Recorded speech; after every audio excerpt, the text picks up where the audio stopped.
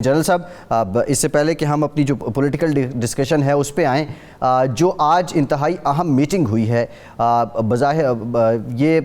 تھی تو جو میٹنگ وہ انٹیلیجنس چیفز کے درمیان تھی، لیکن اس سے پہلے جو پاکستان کوششیں کر رہا تھا کہ پاکستان خطے کے اور افغانستان کے ہمسایہ ممالک کو ایک پیج پہ لا کے کوئی متفقہ فیصلے کی کوشش کی جا رہی تھی کہ افغانستان حکومت کو اگر تسلیم کرنا ہے تو متفقہ طور پہ کیا جائے، کیا اس سے یہ میسج کلیئر ہو جاتا ہے کہ اس میں بھی اب خاطر خواہ کامیابی ہونے والی ہے؟ Thank you very much. پہلی بات یہ ہے کہ انٹیلیجنس چیفز کی میٹنگ بہت اسٹریٹجک نوعیت کی ہے، کیونکہ تھریٹ اسیسمنٹ انٹیلیجنس ادارے ہی کرتے ہیں۔ اگر یہ 6 ممالک مل کر انٹیلیجنس شیئرنگ کریں اور آنے والے تمام خطرات سے آگاہ ہو جائیں اور اپنی حکومتوں کو آگاہ کریں تو کوئی بیرونی ایکسٹرا ریجنل پاور اس میں بد امنی کریٹ کرنے میں کامیاب نہیں ہوگی۔ اس اگر تناظر میں آپ دیکھیں تو یہ بڑی اسٹریٹجک نوعیت کی میٹنگ ہے، یہ میں کہوں گا یہ امن کی طرف یوم تکبیر ہے، اور اس سے پورے ریجن میں ایک بہت اچھا تاثر جائے گا، کیونکہ ان 6 ممالک کی سیکیورٹی، سلامتی اور افغانستان کے امن سے فائدہ اٹھانے کی جو آپٹیمائزیشن ہے وہ اسی وقت ہو سکے گی جب ہمیں تھریٹ کا صحیح ادراک ہوگا، ہم پر وقت اس کے خلاف منصوبہ بندی کر سکیں گے اور کوئی ایکسٹرا ریجنل پار دخل اندازی نہیں کر سکے گی۔ تو اگر آپ اس تناظر میں دیکھیں تو یہ ایک آج بہت بڑی ڈیولپمنٹ ہوئی ہے اور یہ بڑی خوشائند ہے اس ریجن کے لیے، کیونکہ افغانستان کا امن اور ان 6 ریجنل کنٹریز کا امن ایک دوسرے کے اوپر انٹر ڈیپینڈنٹ ہیں۔ یہ کنیکٹیوٹی خوشحالی لائے گی ان 6 ممالک کے لیے، اور یہ 6 ممالک کا تعاون 40 برس سے جنگ میں پسنے والے افغانوں کے لیے جی بالکل ٹھیک ہے۔ جنرل صاحب، آپ نے ایکسٹرا ریجنل قوت کی بات کی کہ یہاں پہ کوئی اس خطے کے امن کو پھر متاثر نہیں کر سکے گا، تباہ نہیں کر سکے گا، لیکن بھارت تو انٹرا ریجنل کنٹری ہے اور اس سارے سلسلے میں وہ موجود نہیں ہے۔ بظاہر وہ ایک لمبے عرصے تک پاکستان کو آئسولیٹ کرنے کے دعوے کرتا رہا ہے۔ آپ کیا سمجھتے ہیں اب اس ساری صورتحال پہ، جب پاکستان ایک مرکز بنا ہوا ہے، سب کی نظریں پاکستان پہ ہیں، تو بھارت کی اگلا ہتھ کنڈا یا پروپیگنڈا کیا ہو سکتا ہے؟ دیکھیں، وہ اپنا پورا زور لگائے گا اجیت دوال اور نریندر مودی، لیکن ان 6 ممالک کی انٹیلیجنس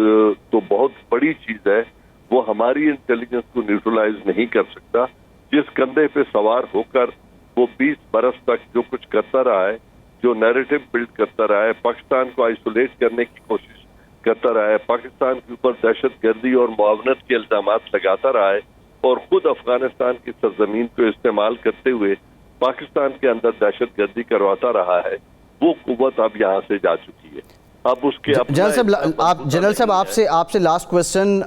آج 9/11 بھی ہے، اس کی ایک سمبولک، ایک ہسٹوریکل آج کے دن کا ایک اہمیت تو ہے۔ یہ بتا دیں کہ یہ جو میٹنگ ہے اور یہ جو خطے کے حالات بدل رہے ہیں، what is the message for America, اور بالخصوص جو چین کے ساتھ اس کے پہلے سے معاملات کوئی اچھے نہیں تھے، کیا پیغام ہے امریکہ کے لیے؟ میں سمجھتا ہوں کہ میرے لیے اس دن کی سب سے بڑی اہمیت ہے جناح رحمت اللہ علیہ کے روح کو ثواب پہنچانا اور ان کو خراج تحسین پیش کرنا۔ امریکہ کے لیے ایک ہی میسج ہے کہ ریجنل پاور ہوتے ہوئے، ایک سپر پاور ہوتے ہوئے، افغانستان میں وہ جو ٹکنگ بام چھوڑ کر گئے ہیں، جو ایسٹس فریز کر کے حکومت کے لیے جو مشکلات چھوڑ کے گئے ہیں، جو وہ سٹاک پائلز آف امونیشن چھوڑ کر گئے ہیں، انشاءاللہ اس کو ہم ریجن کے امن کے خلاف استعمال نہیں ہونے دیں گے، اور ان کے لیے بھی ایک مورل بائنڈنگ ہے کہ جس ملک میں انہوں نے 2.5 لاکھ بے گناہ افغانوں کو شہید کیا ہے، ان کی حالت پہ رحم کریں اور ایک سپر پاور ہوتے ہوئے اپنے موریلٹی کا مظاہرہ کریں، نہ کہ بد امنی۔ جی ٹھیک ہے، جنرل ریٹائرڈ اعجاز اعوان صاحب، بہت شکریہ آپ کے وقت کا۔ جمشید اقبال، اب الیکٹرانک ووٹنگ مشینوں کو لے کے آپ کی حکومت خاصے فرنٹ فٹ پہ ہے، اور اب قانون سازی کے لیے آپ تمام تر جو انتظامات ہیں اور کوششیں ہیں وہ کر رہے ہیں، لیکن مریم اورنگزیب صاحبہ کہتی ہیں یہ بنیادی طور پہ فراڈ مشینیں ہیں۔ اپوزیشن کو آف دی فلور پہ تو آپ آئیں گے، آپ جوائنٹ سیشن بلائیں گے، آپ اس کو امکان یہ ہے کہ منظور بھی کروا لیں گے، آف دی فلور کیوں نہیں منوا سکے ہیں؟ بسم اللہ الرحمن الرحیم۔ دیکھیں اس میں آپ کہہ لیں جو بیانات آئے ہیں اس کے الیکشن کمیشن کے یا جو اعتراضات آئے ہیں you can say this opposition کے جسے وہ دھاندلی کا ایک ذریعہ کہہ رہے ہیں، میں سمجھتا ہوں جو اگر 37 جو اعتراضات ہیں وہ میں نے آج بڑی ڈیٹیل سے پڑھے ہیں یا سنے ہیں، تو اس میں بڑی مضحکہ خیز باتیں ہیں۔ اس میں ایک تو یہ کہ ایک ہی اعتراض کو 4 5 بار لکھا گیا ہے، مطلب مختلف الفاظ کر کے، تو ایک ہی بات کو 5 6 بار لکھ دیا گیا۔ مجھے یہ سمجھ آتی ہے کہ یہ ایک جسے کہتے ہیں نا ایک اپنی آواز میں یا ایک بیان میں ایک زور پیدا کرنے کے لیے، کہ نارملی یہاں لوگوں کو پڑھنے کی عادت نہیں ہے یا ایک سروے کرنے کی یا انفارمیشن لینے کی عادت نہیں ہے،